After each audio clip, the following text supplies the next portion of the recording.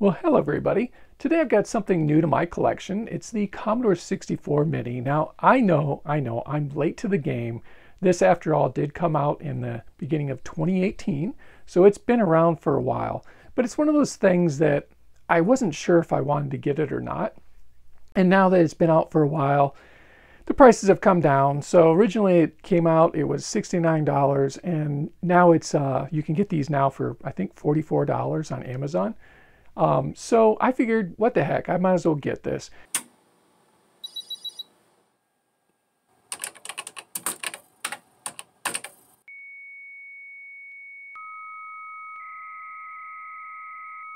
So you can see the box has some similarity to the original Commodore 64 box. Really about the only thing that's common is the color scheme and also these striped lines, which kind of zoom up on the Mini, where on the Commodore 64 they just go straight across. Other than that, they're not really all that similar. I mean, we do have the picture of the Commodore 64 Mini, the picture over here of the 64. The 64 Mini just really emphasizes the fact that it's a best-selling home computer. This isn't so true anymore. You got the Raspberry Pi that sold millions and millions of these. The 64 was around 20 million. Raspberry Pi is way above that. So, but you can say maybe the best-selling complete home computer. I would agree with that. So the Commodore 64 box here, couple of things to point out is it talks about how much memory is in here. Nothing mentioned on the C64 Mini. The C64 Mini, it took me a while to find it, but it's 256 megabytes versus 64 kilobytes. The Commodore 64 box, you have a nice image of the 64. With the serial number over here, we don't really have anything other than Retro Games branding. On the side over here, we've got features, and it talks about what it has. HD, you can save your games, and it has 2 USB ports, which is pretty nice. On the 64, this is where you would find your technical specifications. So it talks about how much memory you have, and ROM, and the keyboard and display and sound and interface. So there's some similarities there, but not quite the same. On this side over here, okay, we've got what it includes. It includes the little computer, a joystick, your HDMI cable. It comes with a USB power cable, 64 games built in, and your instruction manual. On the original 64, it talks about the ports that you have. And then let's take a look at the bottom of each of the box designs. We have on the C64 Mini, we've got several of the games that come built in, and a complete list. They have a full list here. I think this is the US version, which is slightly different than the original PAL version, which came out a little bit sooner. On the top of the box, we've got a nice little image of somebody holding the Mini, which gives you a good idea of how big this thing actually is. It's tiny. Let's take a look at the Commodore 64. What we have here is a guy using his Commodore 64, which is a pretty cool little picture. So why don't we take a look at the inside of these and see how they compare a little bit. I'll go ahead and take my Commodore 64 out first. I have 2 of these boxed, and looks like this one, I don't have anything with it other than the computer, but I'll go ahead and pull the computer out. User manuals are someplace, just not with the computer. And this one's actually one of my rougher cases, but for whatever reason, I kind of like this case. It's a little different. It's got a very smooth texture to it.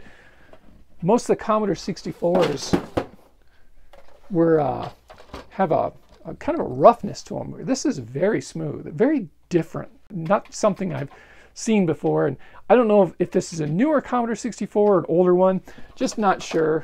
But it was just different enough that I decided to keep it. This one actually has, the case on this one is actually cracked here. So this screw doesn't go in. Other than that, that's just a regular old Commodore 64. So now I've got my Commodore 64 here next to my Mini.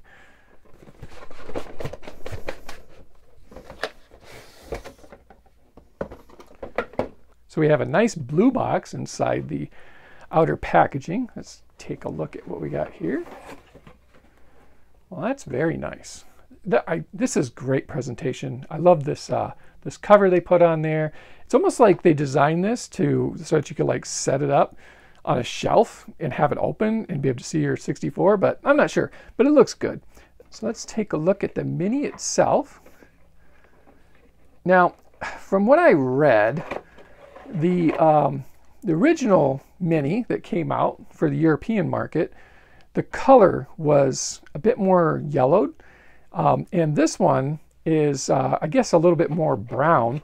The posting I read on one of the forums called it gray. I don't really think it's gray. If we compare this one to this Commodore 64, which, trust me, not all Commodore 64s are the same color, it's very close. Looks like this one's a little bit lighter, but it looks great. Now, one of the things to point out on the keyboard is it's missing the Commodore ASCII text, or the PETSCII characters along the front of the keys, but it doesn't really matter because these keys don't function anyhow. They're just there for looks. I do like, I love the power light being put there. It says the C64 Mini, where on here we have Commodore 64. So notice there is no Commodore branding on this. Over here, they put the USB along with the power, which is very similar to what you'd find on the original Commodore 64. You'd have your 2 joystick ports and your power switch. Fortunately, they did put the power lead to the back, and then you have your HDMI output. It's missing all of the standard connectors that a Commodore 64 would have. So no cartridge port, no video output, no serial port, no RGB out, nothing like that. No cassette interface or user port. So very different in that way. But, what do you expect? You're not going to put those things. And even if they would have put these things on there, chances are your original hardware doesn't work anymore anyhow. So pretty nice little system. So the Commodore 64 was released in 1982 at a price of $595. With inflation, that's equivalent to $1,800 in 2024. Whereas the C64 Mini, this one was released in 2018 with a list price of $69. So there's quite a difference in price. Now the Commodore 64, it has a MOS Technologies 6510 processor, which is basically a 6502 base processor, where the C64 Mini has a all-winter A20 system-on-a-chip running at 1 gigahertz. Now, the C64, the original Commodore 64, is an 8-bit system, where the C64 Mini is actually a 32-bit system with dual cores and a built-in GPU. Now, the Commodore 64 does not have a built-in GPU, not into the processor, but it does have the VIC-2 chip. In addition to that, it has the SID chip for sound. And that's what made this computer so ahead of its time, was the ability to display graphics and sound at the same time while it was playing, whereas some of the competitors, such as an Apple II, all your sound and all your graphics were handled through the processor. And also, I have to give credit to the Atari 8-bits because they did a very similar thing as well before the Commodore 64. So some of the other differences, Commodore 64 has 64 kilobytes of RAM and 20 kilobytes of ROM and has BASIC built in, where the C64 Mini, this one has 256 megabytes of RAM, and it has, with all the games and everything built in, with BASIC, it uses about 186 megabytes of space. It also runs on a Linux-based operating system with the Vice emulator, like a modified version of the Vice emulator. So this little guy right here is many, many, many times more powerful than the original Commodore 64 at a fraction of a price. So hooking it up was incredibly easy. I just have my HDMI, power, and the USB connected to the joystick. that leaves me with one USB free. So I'm going to go ahead and plug my power adapter in. TV's already on HDMI 1, and the power light come on. So what's it going to do? Is it going to turn on? Oh, there we go. Okay, so I have a pretty snazzy little tune playing on my intro screen. So I'll select English. Oh, there we go. That's it, English. So this is the NTSC version. So I guess it's just at 60 hertz because I know for a fact this TV is not going to play 50 hertz. So here's my carousel with 64 games. Looks great. Now, one game, I mean, I'm very interested in what you can do with BASIC, but Boulder Dash by Microfun, this is a fantastic game. I used to play the hell out of this, and yeah, so just the inclusion of this game alone definitely makes this worth the $40 entry price. The 8-bit guy did not have much good to say about the C64 Mini, and he particularly didn't like this game. He mentioned something about it, but I guess maybe when I was a kid, I was really bored, and I had a lot of time on my hands to try to figure out how to play some of these games, and which once you figure out that this is a good game, then it's definitely worth the time.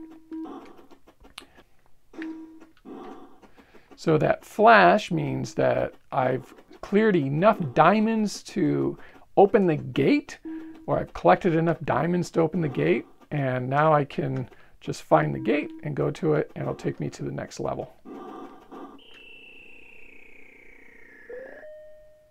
So there have been a few attempts to revive the Commodore 64 in the past, and one of the earlier ones was this Commodore 64 emulator by Klotno Computers. I hope I'm saying that right.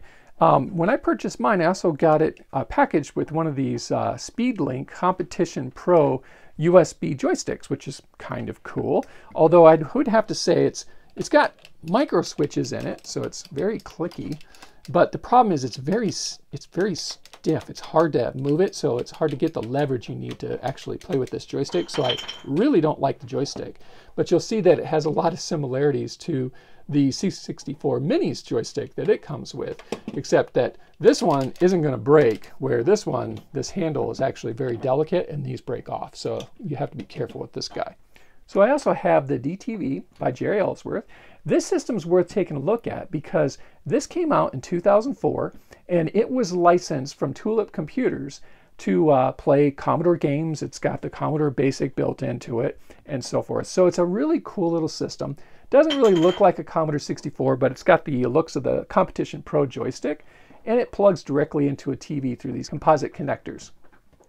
So one big difference between these two systems is the DTV can actually be turned into kind of a classic Commodore 64 because you can actually modify this system so that you can connect a PS2 keyboard, you can connect two 9-pin joysticks to it.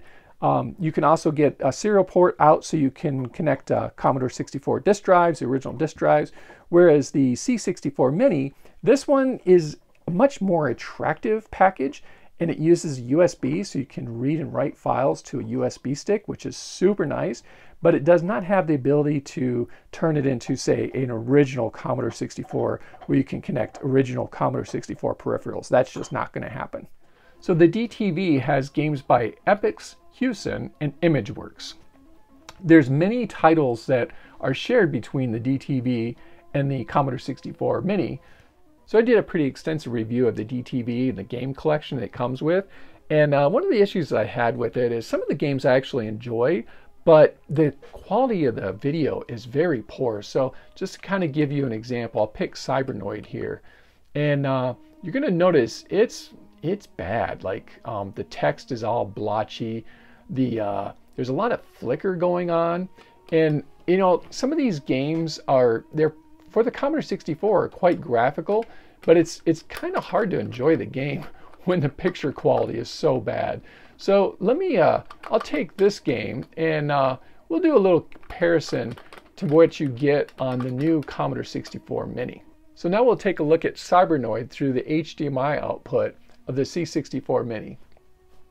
Gone is the jumpiness. It's the text is still a little blotchy, but I think it's really not blotchy. What we have here is multiple colors in the font. I don't know why they did that, but they did. Let's go ahead and start the game and see what it plays like. Plays the same, but the quality of the picture is just far superior. So the C64 Mini has games by Epix, Gremlin Graphics, Hewson, Thyamus, and the Bitmap brothers. Now, a lot of these games are actually from British publishers, so they aren't the games that I grew up with on the Commodore 64, but they're pretty good games, though, overall. Something that I would have been familiar with would have been Boulder Dash, which is fantastic. I do remember the ads for Breakdance. It's kind of a Simon Says type game. California Games was one that was a huge hit back in the 80s, so it's really nice to see it on this collection.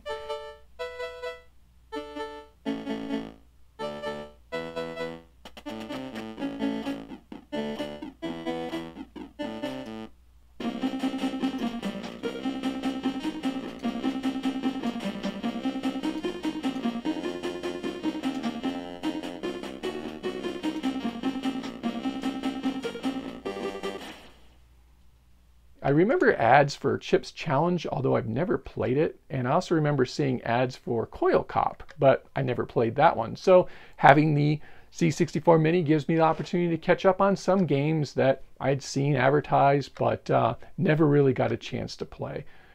Destroyer, here's a game by Epix. I have to say I really do like the Epix collection of games. So this one's kind of nice, having kind of a military sim on the C64. So we have Gateway to Apshai by Epix. This is a really cool inclusion to have. Basically, any of the Epix games I think are just great. Here we've got Impossible Mission, which is pretty cool, although very challenging to get the jumps down. Mission Impossible 2, this one I really disliked on the DTV because the quality of the screen was just so bad. The color palettes were awful. I don't know what to expect from this. I would expect it'll be quite a bit better because of the clarity of the image that is being projected through the HDMI signal. Here we've got Jumpman. So the DTV came with Jumpman Jr. and having Jumpman, which is basically the full version of Jumpman, not reduced, is a pretty awesome selection. And we've got Jumpman 2, which I've never played with this, so this will be interesting to mess around with. Now, Monty on the Run, this is a game I believe was very popular on the Sinclair line. So it's a pretty cool thing to have included on this package.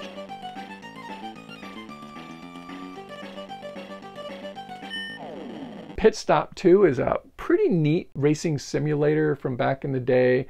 At its time, graphics were amazing. Now they're very simplistic.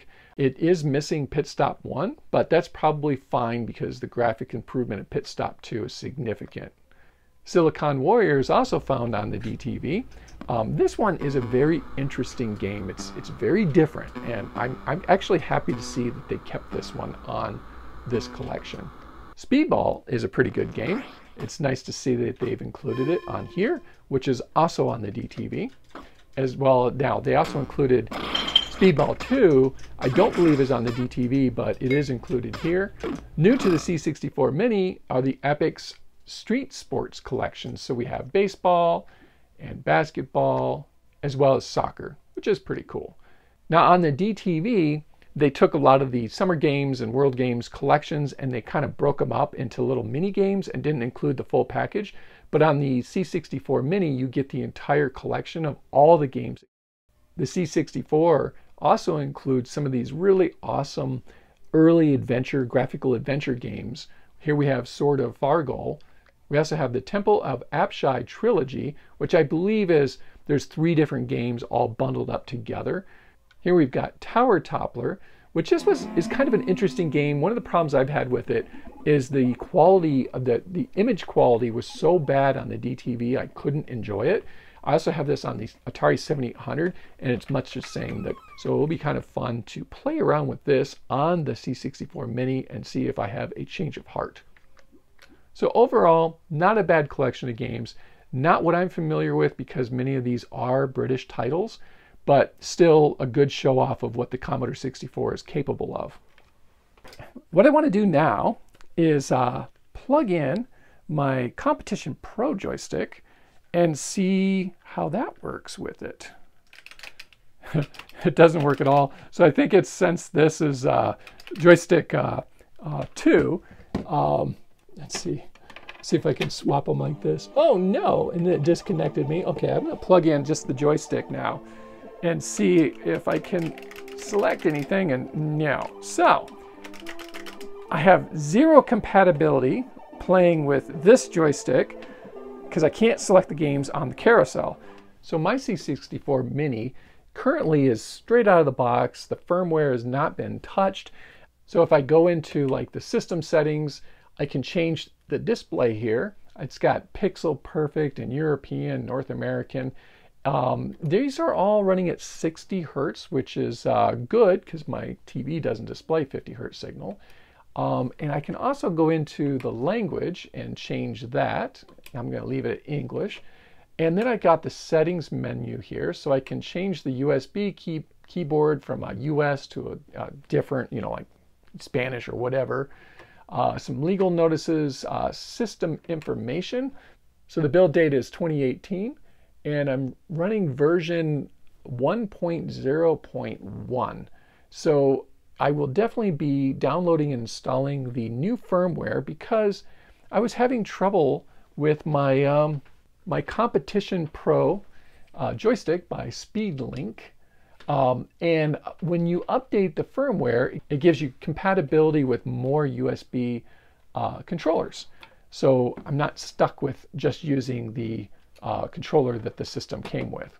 Okay, so this is my C64 Mini, and as you can see, it's a very early build date from 2018. Looks like version 1.0.1. And what I want to do is go ahead and upgrade the firmware. Now, I've already put in the USB stick with the firmware I downloaded from Retro Games, and let's see what happens. We just say apply. Very simple, just copied it to the USB, the firmware update, and now the system is updating.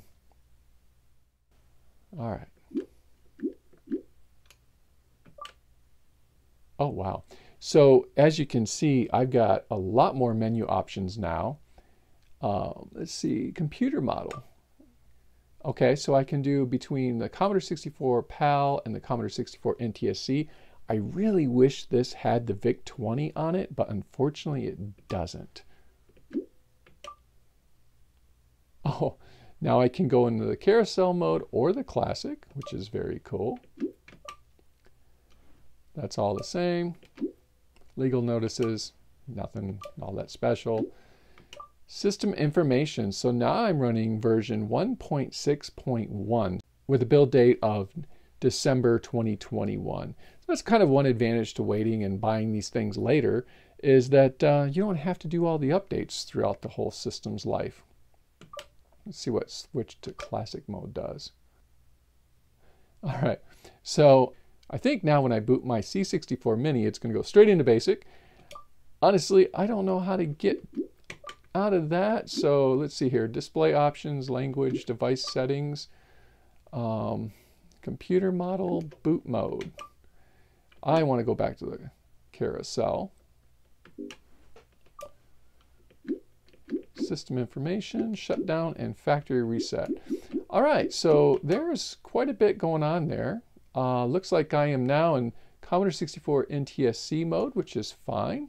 I don't need the PAL. I think if I go to PAL on this TV, it's going to go black. So, and I don't know if I can like reset it after that. So I'm going to leave that alone. So I just updated my firmware, and now I have a total of 71 games, including basic, which is pretty cool because they added a few games on here for me. So I believe that the update also gives me enhanced compatibility with other controllers. So I'm going to give my USB speed stick, the Competition Pro, a go and see what happens. All right, so I do have some control now, and I guess, I don't know, let's see what happens. I'm going to go into Boulder Dash.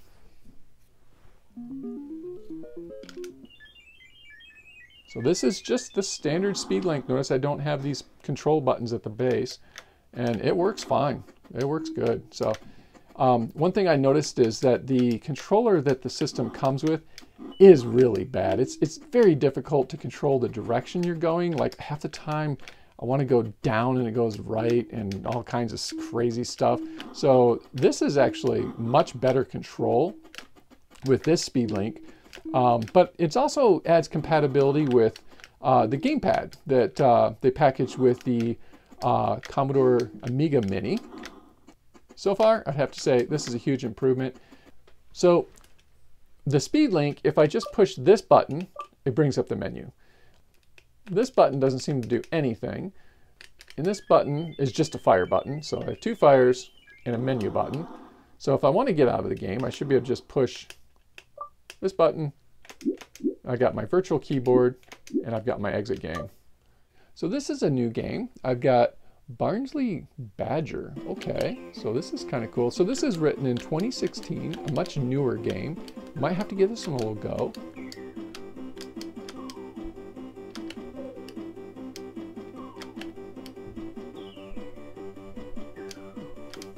Ah.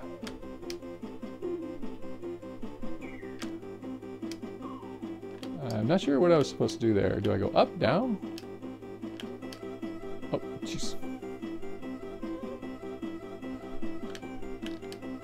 This is tough, but fun. The sprites are cool. They're big, they're monochrome, but they look good. This is one of those games, it's all about timing. Oh, I got, super cute. And it's also added a very good looking Galaga clone. So let's take a look at this one really quick.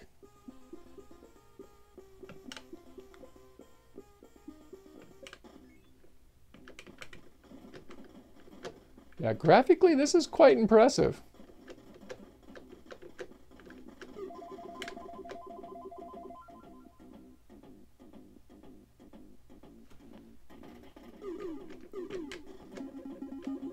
All right, double shot.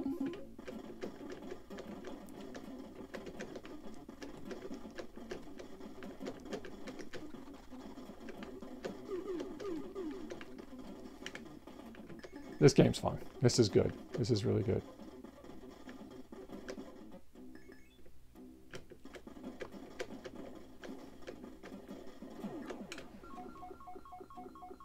Fantastic game. That is good. That is worth the update. Oh my gosh, Pet Snake Redux. How cool is that? We got to go into it.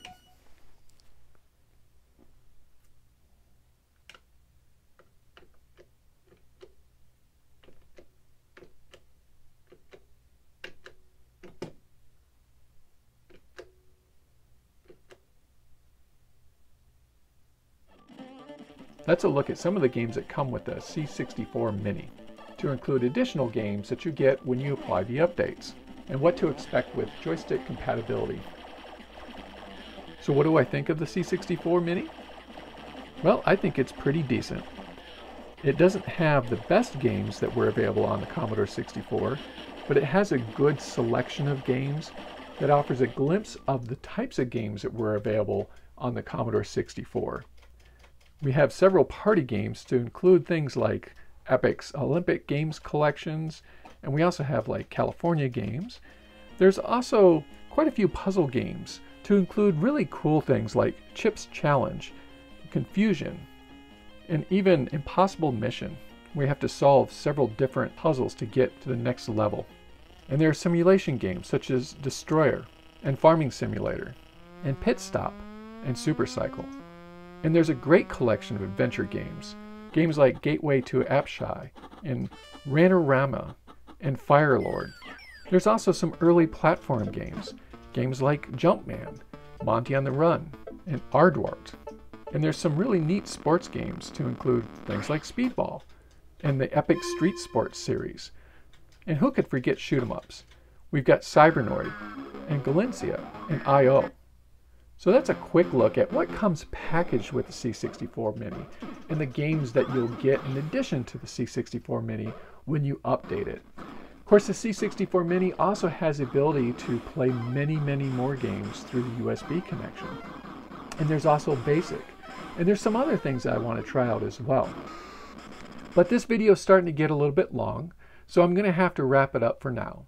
Let me know what you think of the C64 Mini. Have you bought one yet? Are you planning to buy one? What games would you have liked to see on the C64 Mini?